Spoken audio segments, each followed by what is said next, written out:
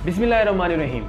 मौलाना फजलुर रहमान साहब जो हैं वो प्रेस कॉन्फ्रेंसें कर रहे हैं और वो कहते हैं कि हमने मुल्क चलाने का जो चैलेंज लिया है वो बहुत ही मुश्किल टाइम पे हमने फ़ैसला किया और मुश्किल वक्त में हमने मुल्क संभाला है। और ये इस वक्त मुल्क का बेड़ा गर्क करके गया इमरान खान। और भाई किसने कहा था तुम्हें मुल्क संभालो?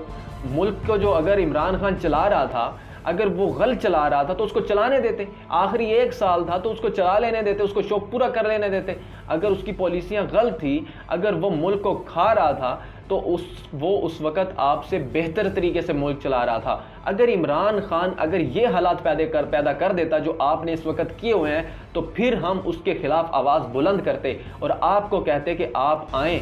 और मैं यकीन से कहता हूँ कि अवाम ने इमरान खान को रिजेक्ट कर देना था। आपने इमरान खान को मौका दिया कि इमरान खान का बयानिया सेल हो रहा है इस वक्त, अगर वो सच्चा है या झूठा है, जिस तरह का भी उसका बयानिया है, तो वो इस वक्त बिक रहा है मार्केट में। भाई आप लोगों के पास क्या है? आप लोग ना तो महंगाई कम कर सके, ना ही लोगों को रिलीफ दे सके। अवाम को जो इमरान खान ने रिलीफ दिए थे उसको भी बल्कि आप लोगों ने कैंसिल कर दिया है। आपने जो इमरान खान ने सब्सिडियां दी थी उसको भी आपने ख़त्म करके लोगों के ऊपर महंगाई का जो है बोझ डाल दिया, सुपर टैक्स लगा दिए।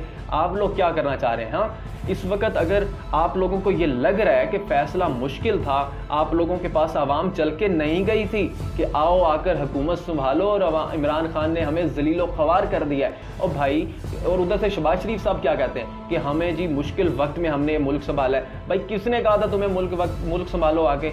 अगर तुम इतने ही खैर ख्वाह थे कि आप मुल्क संभालना चाहते तो अपना पैसा जो बाहरले ममालिक में रखा हुआ है कम से कम उसको तो मुल्क के अंदर ले आते। पाकिस्तान के अंदर दिन ब दिन पाकिस्तान के जो रुपए की कदर है उसको जो है वो कम हो रही है, वो तो कम से कम उसको तो उसको जो कुछ फ़ायदा होता।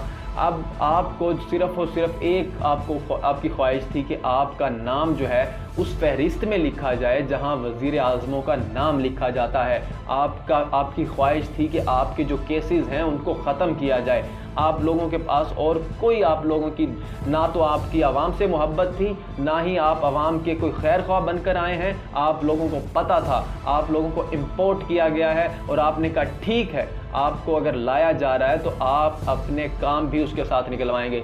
लेकिन आप लोगों के ये सारी गेम उल्टी पड़ गई। आप लोग मजबूर तो थे ही, आप तो मजबूर तो थे ही कि आप किसी के कहने पर जब यहाँ पर आप आए, लेकिन आपको इतना अंदाज़ा नहीं था कि आप इतने बुरे तरीके से आप नाकाम हो जाएंगे। आप इस वक्त बुरी तरह नाकाम हो गए। आपको डर यही है, आप इसीलिए हुकूमत को इस वक्त जो है इलेक्शन की तरफ नहीं जाना चाह रहे कि अगर हम इलेक्शन में गए, जिस तरह ज़िमनी इंतखाबात में आवाम ने आपके साथ किया है, वही सलूक आपके साथ आम इंतखाबात में भी अगर हुआ तो आपकी सियासत तो दफन हो जाएगी, आपके साथ तो बहुत बुरा होगा। इमरान खान तो फिर कामयाब हीरो बनकर सामने आ जाएगा।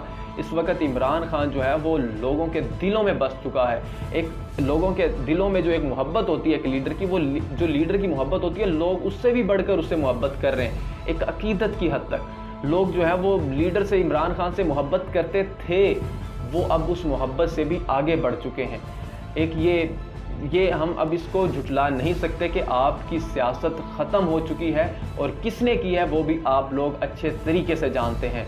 इसलिए बेहतर यही होगा कि जितना जल्द हो सके आप इलेक्शन की तरफ जाएं, अवाम को फैसले का मौका दें। अवाम खुद फैसला करेगी कि हमने किसको हुक्मरान बनाना है और कौन सही है हमारे लिए और कौन गलत है। इस मुल्क की तकदीर का फैसला अवाम के हाथ में दें, अवाम को करने दें, तब ये मुल्क सही तरीके से चल सकता है।